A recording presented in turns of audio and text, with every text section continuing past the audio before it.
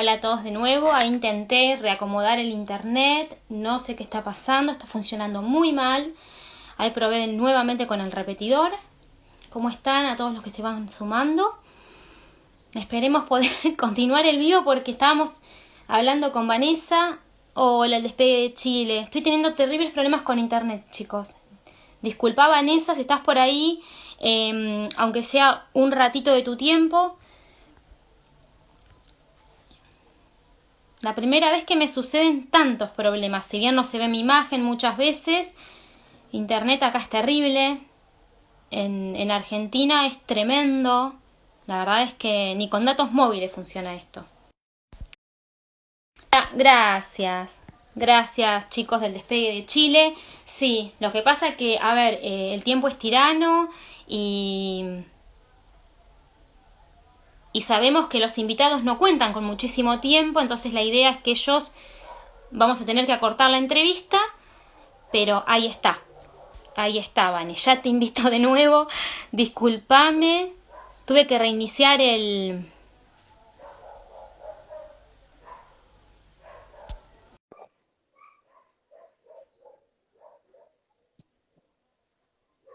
Vanessa, Ya, ahora sí. Hola. ¿cómo estás, Vanessa? Tuve que reiniciar el repetidor de internet porque me aparecía que se cerró, que... No, no, no, no. Bueno, pero por mientras ha llegado más gente, así que siempre todo bien. Sí, esto por algo, digamos, Totalmente. por algo estas cosas son así, ¿no? Vane. Bueno, Vanessa Kaiser, PhD en Política y Filosofía, nos va a estar hablando, nos va a estar desasnando un poquito sobre el liberalismo y el populismo. Vane, no te queremos robar tiempo, así que vamos con los conceptos. Ya, bueno, lo que yo te estaba contando cuando se nos interrumpió, las ideas del liberalismo no es que sean nuevas, o sea, a finales del siglo XIX Argentina vivió, ¿no es cierto?, su mejor época, su época de oro, gracias a las ideas liberales que lo llevaron a estar dentro de las primeras potencias mundiales, porque ¿qué es lo que, contra qué surge o en respuesta a qué surge el ideario liberal? Bueno, en lo económico surge en contra del mercantilismo, ¿no? Que es lo que ustedes tienen un neomercantilismo muy marcado, en Latinoamérica en general ese ha sido el problema. ¿Qué significa? En términos de Javier Milei, los empresarios, ¿no? Los empresarios que en lugar de competir y de realmente aportar valor y ser elegidos democráticamente por el mercado, lo que hacen es capturar porciones de mercado a través de la coerción estatal, haciendo pactos políticos con todos estos corruptos, ¿no es cierto?, que entonces lucran de una forma totalmente desmedida a partir de que no tienen competencia y que por lo tanto el individuo no tiene otra alternativa que elegirlos a ellos. Bueno, eso sí que es la cara más horrible del populismo, ¿no? Porque en el fondo lo que nosotros tenemos hoy día en términos económicos, primero hablemoslo así, y no porque lo económico sea más importante que lo político, sino que porque realmente creo que las divisiones son bastante eh, a ver, el término espurio quizás no se entiende, pero hoy día pensar lo político, lo económico y lo cultural como esferas independientes de la vida me parece absurdo, ¿sí?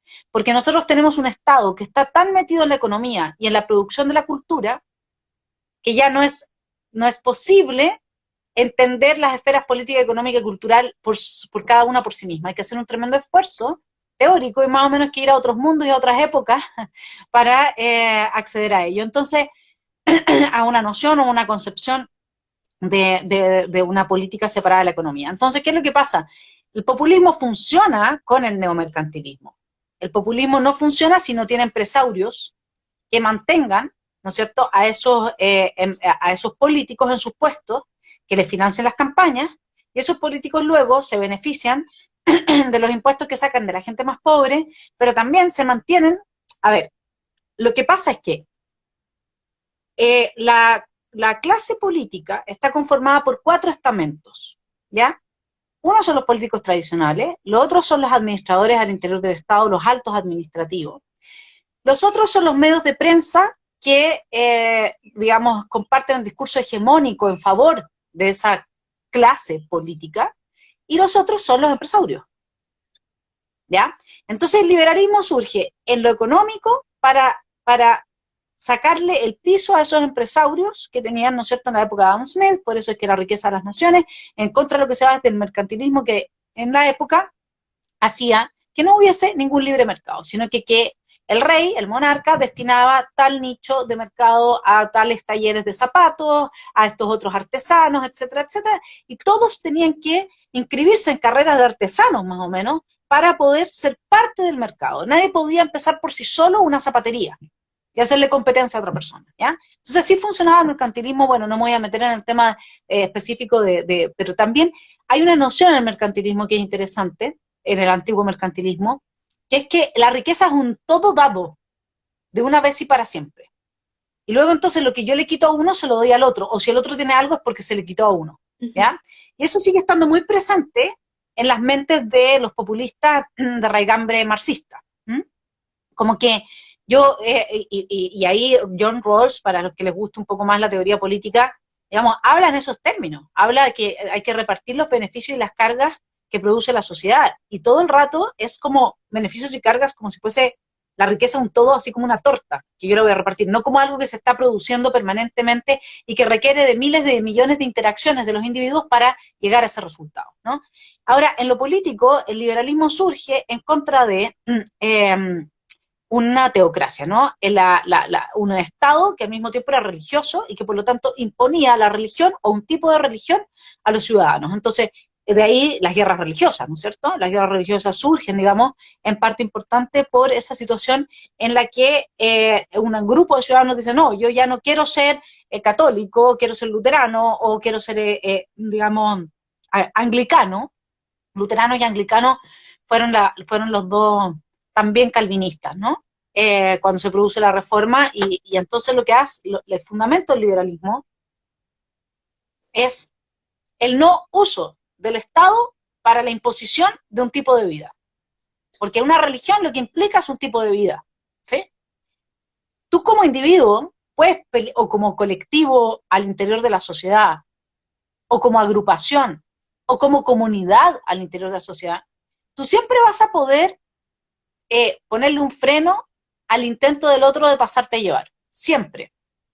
Porque más o menos las fuerzas son equivalentes. Pero cuando tú tienes que el Estado monopoliza la coerción, luego, ¿cómo tú evitas? Y más encima tiene capturada la educación, por ejemplo.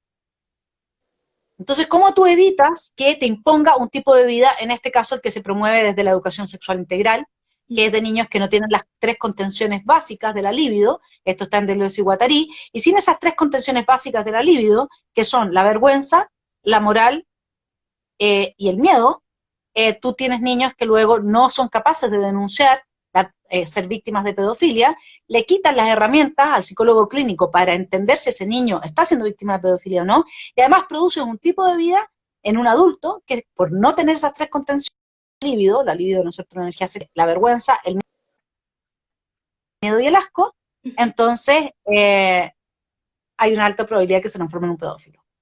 ¿Y cómo tú lo evitas hoy día? Bueno, homeschooling. ¿Cuánta gente puede hacer eso? ¿Cuánta gente puede tomar a su hijo y meterlo en un colegio distinto del Estado al donde su hijo está? ¿Dónde? ¿En qué colegio puede no hacerse? ¿En qué escuela puede no implementarse la ESI?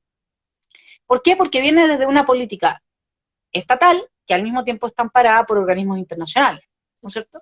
Entonces, imagínate el nivel que ya ni siquiera es, nosotros como individuos ni siquiera estamos don't treat on me frente al Estado, sino que frente a un Estado que conforma una red de estados en un gobierno mundial que nos quiere imponer una nueva normalidad, ¿no? Entonces, el tema del liberalismo es que el liberalismo esencialmente respeta los proyectos de vida de las distintas personas, y lo que hace para manifestar ese respeto de forma concreta es preservar los espacios de libertad en que esa persona puede hacer la búsqueda de su felicidad. Y esos espacios de libertad están dados por instituciones que es, digamos, el de Estado de Derecho, ¿no es cierto? El Estado de Derecho es lo que preserva los espacios de libertad para que cada quien desarrolle su tipo de vida. En el caso del populismo, esto no es así, porque el mantra del populismo, uno lo puede resumir en las palabras de AMLO, ¿no? AMLO, cuando tú la pueden buscar todos ustedes por YouTube, cuando se refiere a que los pobres son como las mascotas. hay que darles de comer, ninguna mascota va a buscar su comida, dice AMLO, ¿no? Y eso es lo que piensa el populista. El problema del populista es que a menos que tú tengas un Estado muy rico, ustedes lo tienen, los venezolanos lo tienen, y así todo ya están, digamos, de nuevo al borde del colapso, pero en Chile, por ejemplo, el populismo es imposible. Antes de eso llegan los militares. ¿Y por qué pasa eso? Porque acá no hay riqueza, acá no hay nada. Y lo que había, que eran las FP, lo están desmantelando, que eran los fondos de pensiones individuales, de capitalización individual. Entonces, el populismo, el problema es que es como la mentira, tiene patas cortas. Y al final termina siendo el populismo, también lo podemos resumir en lo legal, con la ley del pernil. La ley del pernil de nuestro amigo Maduro, que llega a final de año, cuando llega la Navidad, y le regala un pernil a la gente, y por eso la gente lo quiere. El populista en el fondo finalmente te maneja desde el estómago y te hace agradecerle cada cosa que te da, porque así no te mueres de hambre gracias a él, cuando en el fondo te estás muriendo de hambre gracias a él. Entonces, el populismo no es una vía ni un camino para nada más que para el desastre. Ese es el problema. Y luego cuando las personas se creyeron el cuento de que ellas no pueden salir adelante por sí solas, y cuando no están asegurados los espacios de libertad gracias a estos empresarios, a esta clase política que lo único que hace es defender sus privilegios, y la gente se ha corrompido, ¿cómo tú devuelves ese proceso? ¿Cómo tú creo que, ¿cuántos son? ¿8 millones o 9 millones de personas las que en Argentina dependen 100% de las dádivas estatales? Sí. ¿Cómo convencemos a esa gente que puede vivir sin esas dádivas? Ese es el problema. Una vez que tú, esto es como la droga, ¿no? Eh, que es muy difícil salirse de ahí. Entonces, hacer ese trabajo es un trabajo que es de mucho amor al prójimo, persona a persona, y los liberales, en ese sentido, hay gente que es así, pero también le falta mucho, yo lo veo en Chile, sobre todo los libertarios que están surgiendo, que sé yo, que hay mucha gente muy buena que intenta hacer ese trabajo y que intenta hacer ese aporte, y hay otra gente que también es buena, pero se comen el ego, ¿no? Entonces, todas son las peleas baratas de si estás a favor o en contra del aborto, de si tienes a favor o en contra del matrimonio homosexual. A ver, evidentemente evidentemente que esas peleas son importantes, pero miren enfrente lo que estamos. Eh, Preocupémonos también o sea, yo creo que ese es el punto es que nos están arrasando con un Estado que ha sido tomado por estos políticos que defienden sus privilegios y nos imponen un tipo de vida a todos los ciudadanos, el tipo de vida de la persona que nunca, que va a tener que ser feliz siendo pobre, el tipo de vida del niño que va a crecer sin intimidad, es decir, sin ninguna individualidad. Con los ejercicios de masturbación colectiva en los primeros años de escolares, tú pierdes toda sensación de intimidad, desaparece el individuo, te transformas en un ser colectivizado completamente a partir de la sexualidad. Entonces, es tanto el ataque, es tan feroz todo lo que se está haciendo que yo encuentro que está bien mantener posiciones distintas, decir, mira, y en esto vamos juntos y en esto no, es correcto, está bien, pero no puedes centrarte en lo que nos divide porque entonces es tu ego. Y quiero terminar solamente esta reflexión diciendo esto. Hay dos formas en las que uno puede tener identidad. Uno puede tener identidad gracias a que uno desarrolla desde sí mismo sus características, sus rasgos, sus talentos y descubre sus defectos y los trabaja. O puede tener identidad a partir de la negación de un otro. Mira, yo no soy como tú, entonces yo soy esto. Y ahí hay demasiada gente que ha constituido su identidad liberal libertaria desde yo no soy eso. Pero eso no es el liberalismo integra las distintas posturas, el liberalismo no solamente tolera, abraza la vida del otro, la opinión del otro, que el otro tenga una opinión distinta, no por eso cambia sus principios. Pero el liberalismo es una fuerza centrípeta, no centrífuga, no divide, reúne. Entonces, cada vez que un liberal o un libertario dice, es que yo soy esto porque no soy esto otro, entonces en el fondo, en términos al menos del tipo de dinámica que tiene el pensamiento liberal, la está traicionando. Brillante, Vanessa. La verdad que resumiste el gran problema que tenemos dentro del liberalismo, que son esas desuniones, esos conflictos por poner temas en boga como el aborto, eutanasia, y eso justamente hace que en lugar de integrar y de aceptar, como decís vos, el proyecto de vida del prójimo, lo que hace es dividir, porque está el sector, bueno, más conservador, que es el sector, el núcleo más duro, y la realidad es eso, el liberal libertario entiende que podemos tener posturas distintas e igualmente luchar por la misma causa. Cuando hay temas urgentes, porque hay temas urgentes, que uno no diga que el aborto, a ver, no sea importante, pero hay temas urgentes para resolver, que no están. Claro, lo que pasa ahí es que, a ver, digamos lo siguiente, una conversación entre un Agustín Laje y yo sobre el aborto, por ejemplo, otro día tuve una conversación con Henry Boyce, que es como si fuera un hermano Agustín, son personas que yo aprecio muchísimo, y, y Henry Boyce, por ejemplo, habla de la castidad incluso, ¿no? Castidad como medio, castidad, bueno. Y yo le dije, no, bueno, yo no, sí, claro, o sea, eso ya suena realmente, o sea, ni Agustín, ni Nicolás Márquez, ni nada, o sea, son los Henry Boys, bueno. Entonces, imagínate, y él es súper libertario, ¿no? Entonces dice, pero él iba a las poblaciones, la gente muy, muy pobre, y lo que promovía para evitar las violaciones, para evitar la promiscuidad, para evitar los embarazos tempranos, era la castidad, una persona que promueve muy genuinamente, desde sus creencias religiosas, ¿no es cierto?, una forma de evitarse problemas, ¿ya? Pero él no está yendo con el agente estatal a Exactamente. ver si es que tuviste sexo o no tuviste sexo, digamos. Él simplemente te está diciendo, mira, una forma que yo creo que sería la mejor de resolver el problema sería que simplemente guardáramos castidad hasta el matrimonio, ¿ya? Está bien. Entonces yo cuando yo le dije a él, mira, te leí esta entrevista y la verdad es que me sorprendiste, le dije, porque, La verdad que bueno, la verdad que sí, digamos, para sacar la discusión de los típicos temas que tienen entre Agustín y Gloria, que sé yo, bueno, y Nicolás. exactamente, sí. Entonces hablemos de castidad, ¿ok? Ya, vámonos por ahí. Y, y resulta que yo le digo, mira, y no se resuelve también el problema si nosotros, en lugar de escindir, de dividir, de separar el sexo de los afectos y de la espiritualidad, avanzamos en una sexualidad sana, en la que la persona entiende que sexualidad va acompañada de amor, que sexualidad va acompañada de un encuentro con el otro. ¿No te parece que eso es más razonable que promover la castidad? Que dejar fuera de la vida de la gente la sexualidad, cuando ya además tenemos la experiencia histórica de lo que esto produjo, digamos. O sea, necesariamente vas a tener que sublimar. ¿Y sublimar en qué? ¿En cómo? Al final terminas con el problema que ha destruido a la Iglesia Católica. No, hay gente que está hecha para la castidad, pero hay gente que no está hecha para la castidad.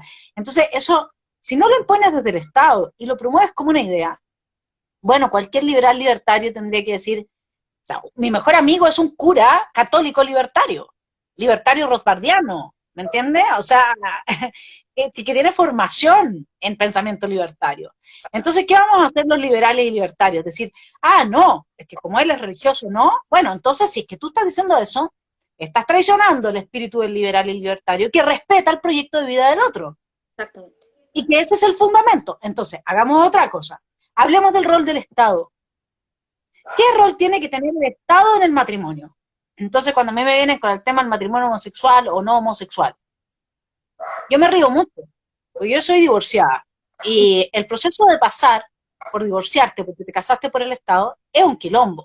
Sí, Digo, el día que ya esto se haya normalizado y todos los homosexuales se casen por el Estado, van a decir, ¿en qué momento nos metimos en esto?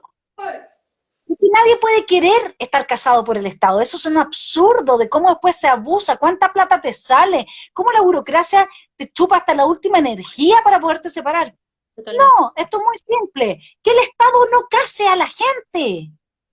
Sí, Entonces vaya cada cual y haga un contrato entre privados. bárbaro. Sí, Se acaba el problema, no hay más discusión. De ahí el tema del aborto. El 90% en Chile de las mujeres que abortan lo hacen por una necesidad de estar abandonadas y de no saber cómo salir adelante.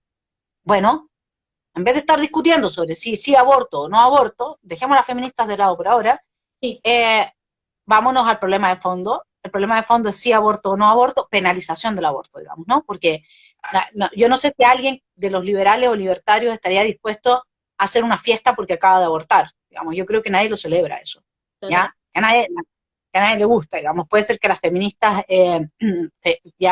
a las neofeministas, sí, esas sean personas que estén ya a ese nivel, que de hecho el otro día un estudiante mío me decía que en Perú hay una feminista que hace performance con sus abortos, o sea, imagínate, No, ¿sí? Ya, yo creo que eso no está dentro de nuestro imaginario. no. Entonces, ¿qué pasa si yo le digo, si yo soy Gloria Leo Agustín, le digo, o a Nicolás, digo, bueno, hagamos una cosa, ¿por qué no nos enfocamos en ayudar a estas mujeres que se embarazan y que no abortarían si tuviesen el modo de salir adelante y que tendrían sus hijos? Enfoquémonos ahí. A ver cuántos niños podemos salvar al año. Tengamos eso a nuestro favor. Y luego vamos viendo qué pasa con lo otro. Porque, ¿y qué sucedería? Pongamos un mundo hipotético. Si es que todas las mujeres que son ayudadas decidieran no abortar. Se acaba el problema. No tenemos más la discusión. Exactamente. Y tú me puedes decir, no, pero es que eso es imposible. ¿Pero por qué va a ser imposible? Ya, va a haber un 10% de mujeres que sí, que no, que aquí, que allá. Bueno, veamos, pues veamos. Entonces entremos a discutir eso. Pero antes de discutir sobre si el aborto tiene que ser o no tiene que ser penalizado, a los que nos importa la vida humana, preocupémonos de ver de qué manera salvamos más, más vidas a los que nos importa la vida humana. Y en una de esas logramos ahí una conversación real. Porque si yo le digo a Gloria que está a favor del aborto, Gloria, está bien, o sea, está a favor de la despenalización del aborto, me imagino, Claro. no a favor del aborto, ¿no? Pero Gloria, está bien, a mí tampoco me gusta que el Estado se meta en la vida de la gente, y bueno, eso, tu posición evidentemente que presupone que en un cigoto no hay una vida humana, solo hay vida, ¿ok? Ya, entonces yo voy a partir de tu premisa. Pero ahora digamos que, te pongo en el caso de que muy pocas mujeres abortarían, muy pocas, digamos, si es que tuviesen los medios para sacar adelante a sus hijos. ¿Qué te parece? ¿Nos jugamos esa carta o no? Yo estoy seguro que Gloria me va a decir, sí, juguémonos esa carta. Digamos, por mientras, ella va a seguir diciendo, oye, igual yo creo que el Estado no tiene que meterse, digamos. Claro. Y Agustín igual va a seguir diciendo, yo creo que el Estado sí tiene que meterse, porque hay una concepción, digamos, de que por un lado tú tienes persona y por otro lado tú no tienes persona, ¿ok? Si no existiera esa diferencia en esa concepción, entonces la discusión no sería posible. El tema es que uno debiese de ser como los escépticos. Es decir, cuando tú tienes una duda, mejor te abstienes del juicio. Y nadie, esta es mi posición, nadie puede probar que no está la vida completa de ese ser humano en ese cigoto. Eso no lo puede probar nadie. Entonces tenemos la duda. Si tenemos la duda, lo razonable es abstenerse de acometer juicios del tipo de, digamos, no, aquí no está esta vida o qué sé yo. Porque si la gente que cree que ahí no hay vida humana fuese de la religión hindú, entonces sabría que en ese cigoto ya está la vida del alma de alguien que se ha reencarnado muchas veces. Exactamente. Pasa en el Y budismo. las personas, Sí. el budismo también, y son millones de personas las que creen en eso. Uh-huh. Y las personas que no tienen esa creencia, tienen una creencia equivalente. Porque decir que en ese cigoto donde se está desarrollando toda la vida primigenia de un ser humano, no está el ser humano, es una creencia. Uh-huh. Luego, también puede haber una creencia respecto de que uno diga, ah, no, sí, ahí sí está el ser humano. Pero el punto es que tenemos ante la duda de estar matando a un ser humano, lo razonable sería abstenerse de asesinarlo. ¿Me entiendes? Absolutamente. Ese es el punto. Es, Ese es el punto. Entonces, ese tipo de argumentos así te pueden ayudar. Luego, yo no pretendo, a ver, a mí no me gusta el Estado metido en la vida de la gente en ningún sentido, ¿sí? Y creo que hay que transitar mentalmente hacia el anarcocapitalismo como la utopía que queremos alcanzar. Eso quiere decir que realmente el Estado no se meta, digamos, y que no exista, digamos, ¿no? Pero teniendo en consideración que esa es la utopía a la que tenemos que aspirar, pero no la discusión que tenemos hoy, entonces ahí es donde uno tiene que plantearse, bueno, seamos razonables. Tú me puedes probar que en ese cigoto no está toda la vida de Valeria. No, no me lo puedes probar. Entonces, lo tuyo puede ser una creencia y una creencia falsa. Luego, ¿tú estarías dispuesto a asumir que lo que promoviste fue el asesinato de seres humanos? Si eso es todo, es así de simple. Y la respuesta que te tendría que dar un liberal es no, yo no estaría dispuesto a promover el asesinato de seres humanos. ¿Sí? Eso, es la duda. Pero luego, ¿cómo vas a resolverlo? ¿No? Totalmente. Vanessa, salvaguardando las distancias, es como la presunción de inocencia. Por ejemplo, en los juicios por jurados, ante la presunción de inocencia, a ver, ante que uno solo de los jurados diga sí, es inocente, el juez entiende que por una cuestión de eso mismo que estaba diciendo, de presunción de inocencia, bueno, no podemos mandar a este tipo a la cárcel o a la pena capital como tienen en Estados Unidos, por ejemplo, o en muchos otros países. A ver, siendo que la vida es uno de los valores fundamentales en los que se centra el liberalismo. Exactamente. Entonces, por eso es que yo encuentro o sea, entiendo las posiciones, las respeto, de nuevo, no es un tema que a mí me genere problema. Yo no me pelearía por una cosa así. No, Eh, entiendo eh, para quien se trata de una persona humana, que hay consecuencias jurídicas mayores a la hora de que tú despenalizas el aborto.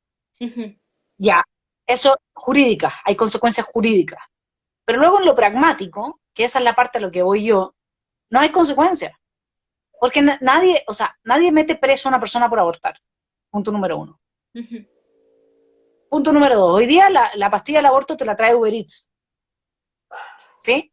Sí. Entonces, aquí viene otra cosa y si por último quieres abortar y realmente no tienes los recursos, la gente usa cualquier cosa.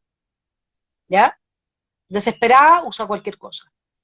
Pero hoy día más encima ni siquiera tiene que pasar por eso, como antes, las campesinas que usaban plantas y cuestiones así, ¿no? Sí. No.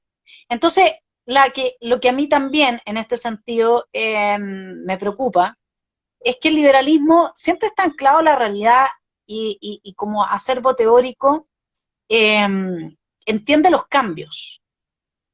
En eso el conservadurismo tiene algunos problemas, no los encuentro mayores en la medida en que no quiere usar al Estado para imponer la religión hoy en día. Pero, por ejemplo, el tema del aborto podría sí tener un problema. ¿En qué sentido? La Sharia, tú sabes que no se ha cambiado desde que fue dictada por Mahoma, ¿no?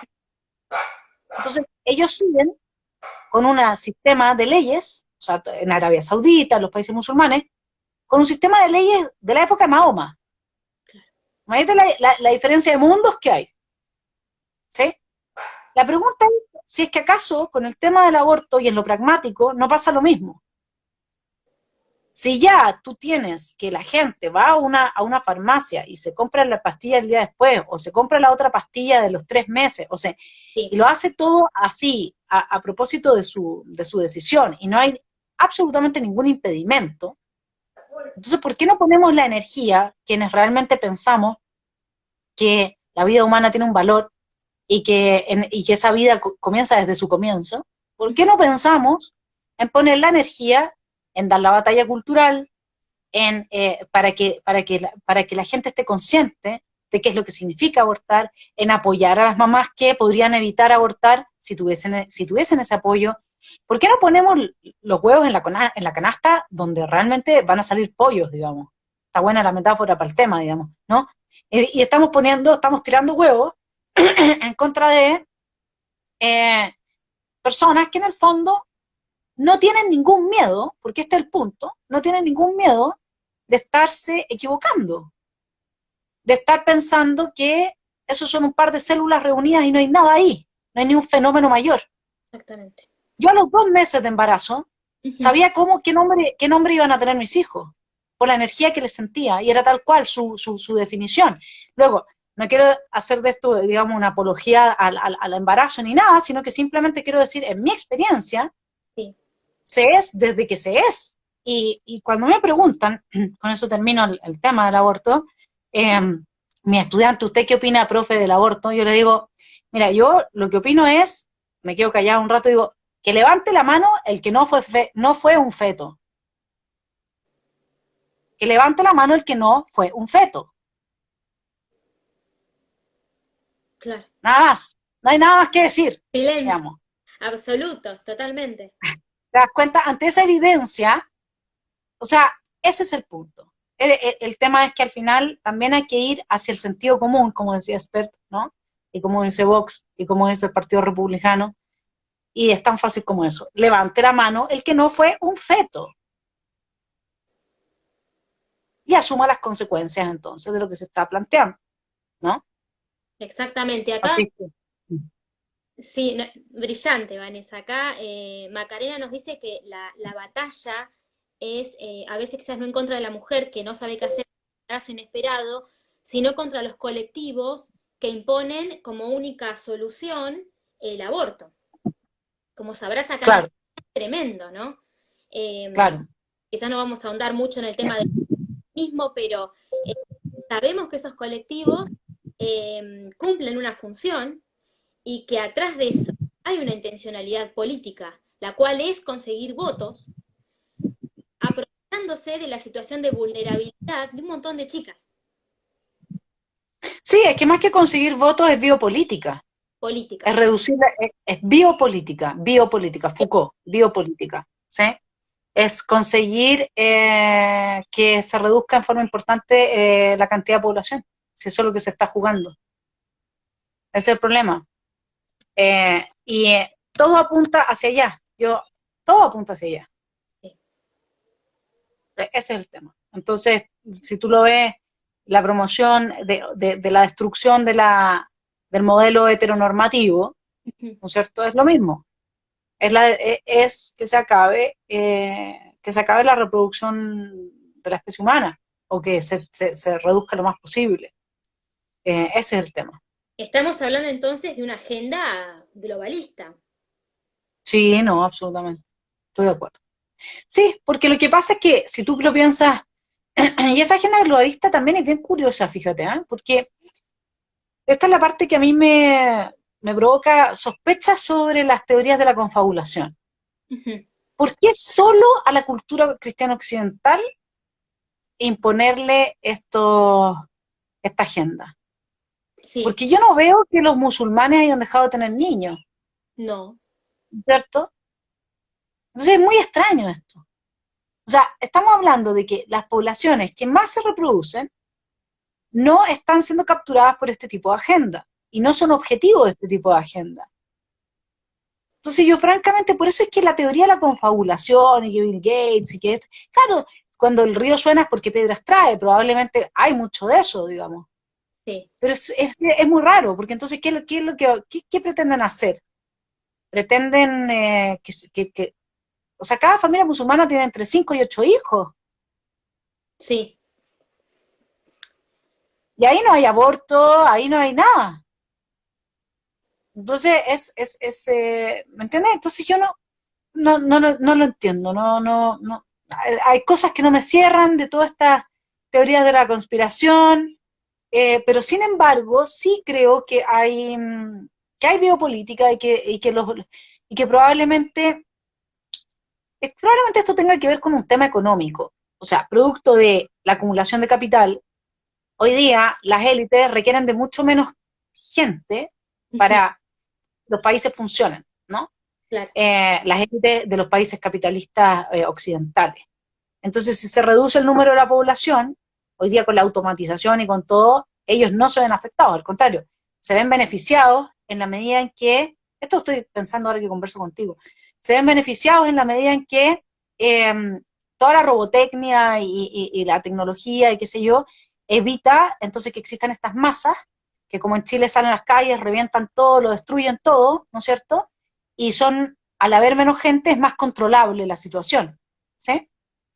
Ya, ahí podría haber una cosa, mientras que en contraste, en los países musulmanes quizás sí se necesita, producto de la falta de tecnología y de capitalización, etcétera, que haya masas de gente trabajando, produciendo, a la cual sacarle a través de los impuestos, extraerle los recursos que mantienen a las élites en sus privilegios. Eso podría ser una explicación posible. Sí. Increíble. Pero analizándolo de ese punto tiene sentido. Sí. Tiene sentido, Vanessa. Una hipótesis en todo caso, ¿no? Una hipótesis, totalmente. Sí. Pero para que nos deja pensando. Mm, mm. Vanessa, nos salimos un poquito del tema aborto y la pregunta, lo que queríamos preguntarte es, ¿por qué te decidiste a involucrarte en el polo republicano? ¿A qué se debió esa decisión? Yo siento que, a ver, primero, yo tengo la cátedra Hannah Arendt, estudié 12 años a Hannah Arendt, y el gran tema de Hannah Arendt que estudia los totalitarismos es que ella atribuye la emergencia de los totalitarismos a que la gente se resta de la esfera pública, no participa de la esfera pública, deja en manos de políticos corruptos todas las decisiones, se preocupa únicamente de sus intereses personales y no tiene el coraje de ir y enfrentarse a lo que significa jugárselas por este mundo que hemos construido y que queremos preservar en lo bueno y transformar en lo que se pueda transformar para mejorar, ¿sí? Y esa es toda una crítica muy fuerte de Hannah Arendt, que hace al individuo que no se la juega políticamente. ¿Mm? Y, y entonces, bueno, esa es mi formación ya a nivel inconsciente, es decir, que llega un momento en que hay que estar. Yo tengo ciudadanía alemana, yo me puedo ir de Chile. ¿Ya? Tengo 2 hijos viviendo en Alemania, ¿sí? Y un tercero a puertas de irse en 2 años más. eh, pero hay un llamado interno, quizás tanto leer Hannah Arendt, de que uno no puede simplemente dejar las cosas así, como si, como si el aporte que uno puede hacer no haga ninguna diferencia en la vida, como si el individuo no valiera nada, que ahí viene el lado liberal, ¿no? De Hannah Arendt, que es de un individualismo en el buen sentido, la singularidad, el valor de cada uno de nosotros, único, irrepetible, en la esfera pública, dando la pelea. No somos un número cada uno de nosotros. Cada uno de nosotros tiene el potencial de cambiar el rumbo de los acontecimientos. Es así. Es así. La historia se ha escrito no por lo que han hecho las grandes masas, sino que por las decisiones de unos pocos. Y eso la izquierda lo sabe tan bien que en todas partes es antidemocrática y no le importa tener vocación antidemocrática porque ellos saben que con 100 personas se tomaron todo Rusia, ¿no? Los bolcheviques eran minoría frente a los mencheviques. Era el partido de los bolches, era de la minoría. Entonces, y aquí en Chile está pasando lo mismo. Entonces nosotros, en cambio, que creemos tanto en el individuo, no somos capaces después de afirmarnos como liberales, participantes de una esfera pública, haciendo las transformaciones que permiten preservar los espacios de libertad para la búsqueda de la felicidad de cada quien, ¿no? Y después se nos impone totalitarismo y se nos imponen regímenes como el que tienen ustedes y nos destruyen la vida. Entonces, primero que todo, eso para mí es fundamental, saber que tenía que Chile enfrenta un momento en el que quizás la diferencia que yo pueda hacer sea simplemente la de transmitir el mensaje libertario liberal, ¿sí? Ese yo creo que va a ser mi aporte. Yo voy a ser una minoría muy ínfima, me expongo a tener que andar con guardaespaldas, la violencia está totalmente desatada, me expongo a la luz pública, de que me funen en cualquier parte. O sea, esto no va a ser algo agradable. No. Esto no va a ser bonito. Aquí yo lo voy a pasar mal, lo tengo clarísimo. Y además, habiendo gente del sector nuestro que me quiere mucho y que me apoya y a quienes yo me debo pues, de todo corazón, hay mucha gente en el sector nuestro que se la comen los egos, digamos, de nuevo, como volviendo al principio de la entrevista, ¿no? Se la comen los egos, no son malas personas, pero cuando tú ves que alguien en lugar de dar una batalla común con otra persona, lo que hace es recoger el excremento de la discusión y resaltar ese excremento, porque de esa manera logra atraer la atención de más oyentes y de más seguidores a partir del morbo,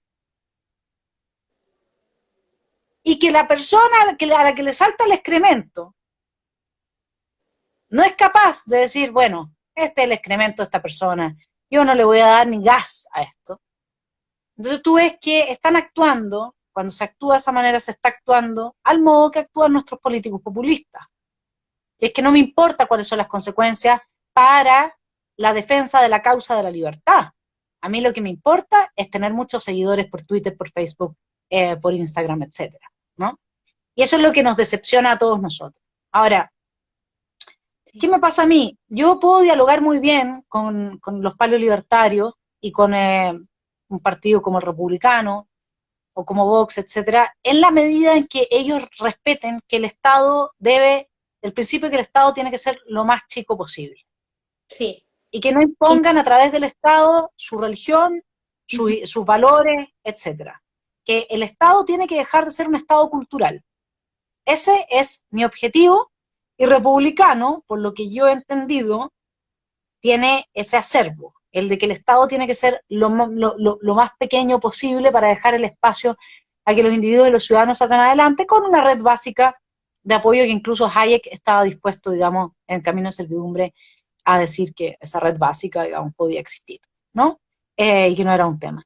Entonces, bueno, ¿qué pasó? Que el movimiento libertario en Chile tuvo una división, y que no había gente, o la gente que había muy bien preparada, no estaba como saliendo más a flote, ¿no? Estaba como quedando más bien tras bambalinas, y yo no soy de política, a mí la política no me gusta, a mí me gusta el análisis político, pero a mí no me gusta participar en la política. Pero acá no tuve otra alternativa, además me llamaron de republicano, y creo que les hago un tremendo aporte en el sentido de que les muestro una perspectiva distinta. Son gente que me expresa mucho cariño, todavía.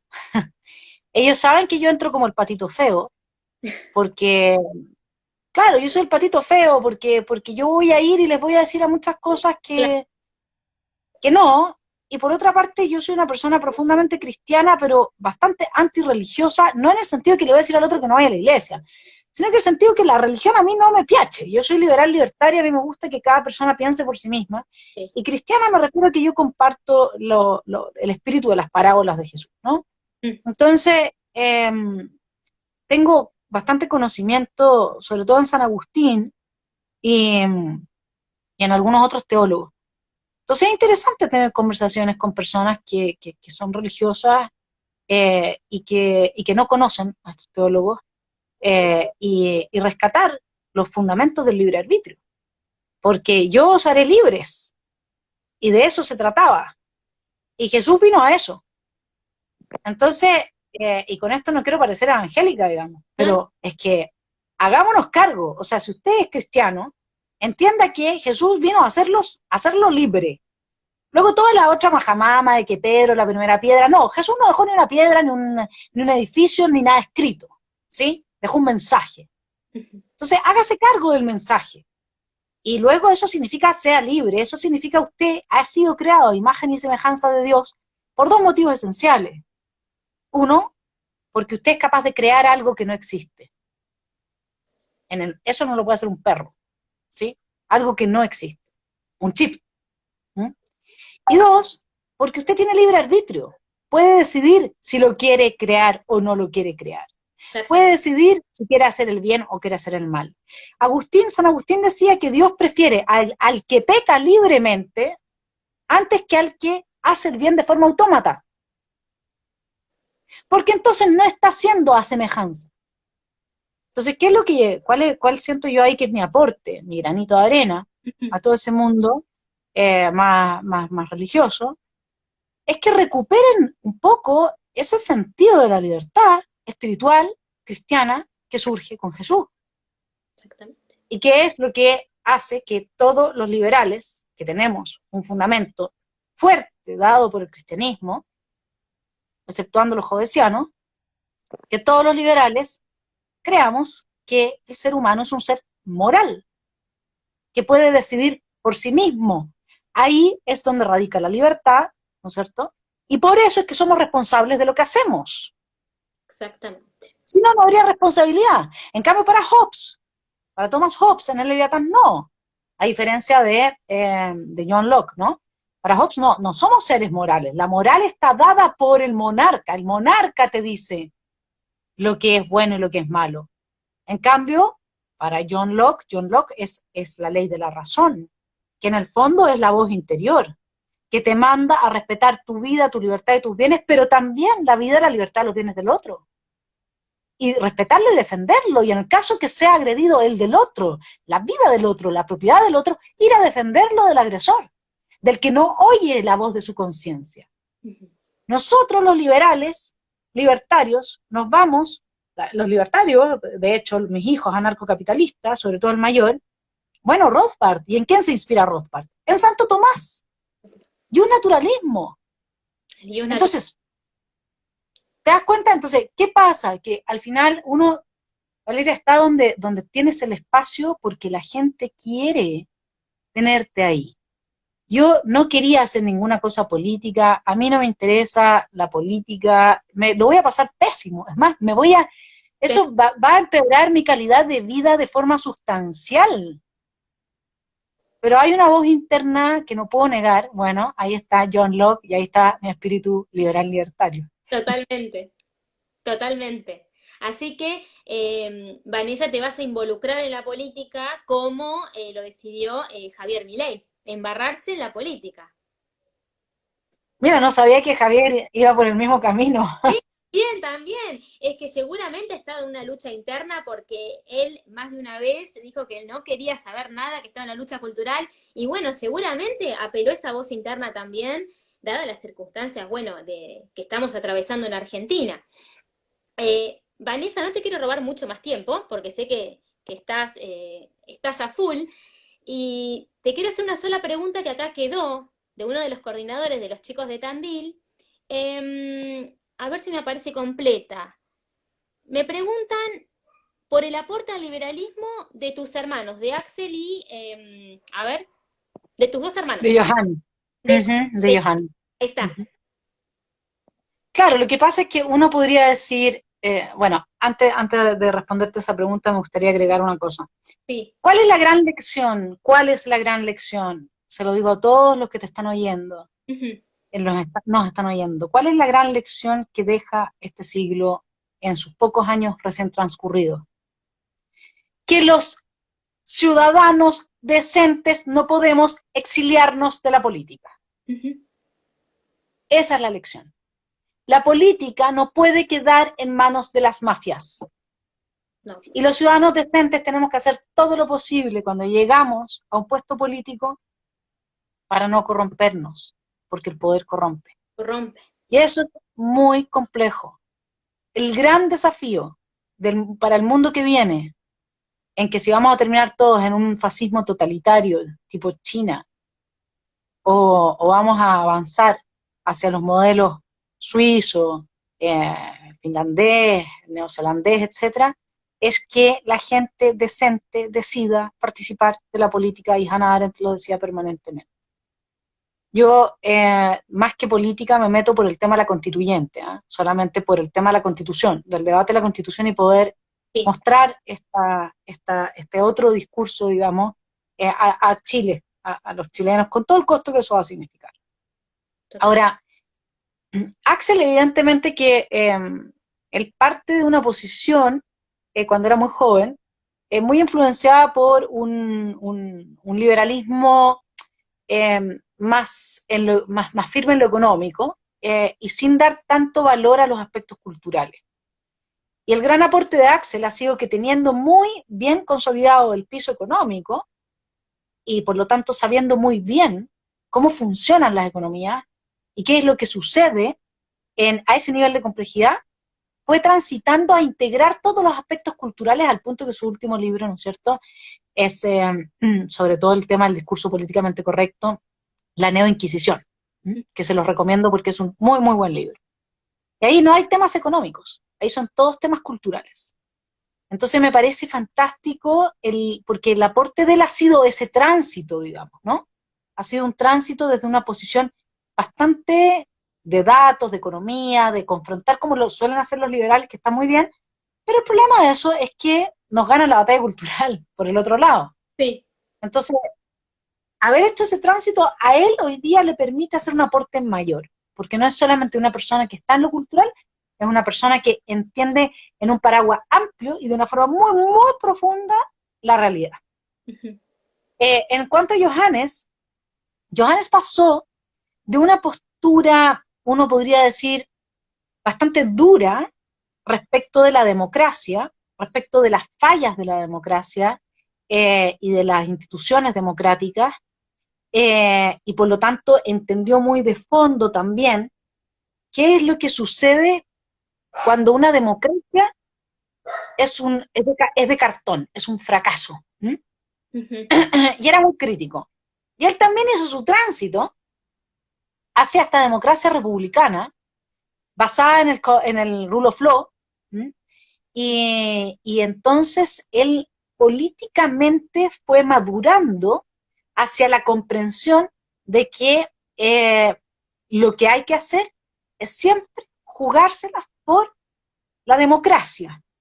Exacto. Lo que pasa es que tenemos que ser parte de ella para irla perfeccionando, y Johannes ahí en esa materia hace una crítica muy ácida, aguda e iluminadora. Él tiene un canal que se llama El Nacional Libertario, para que lo veas alguna vez. Nacional Libertario. La libertad. Y es uno de los, sí, es uno de los youtubers más famosos entre los libertarios en este país, el Nacional Libertario, y él es muy golpeado, es un hombre con mucha fuerza, entonces le pone una impronta, él logra significar, con lo brillante que es, muy en lo profundo, el fenómeno político, y responder acercándose, uno diría, como a un estilo más tipo Milei, ¿no?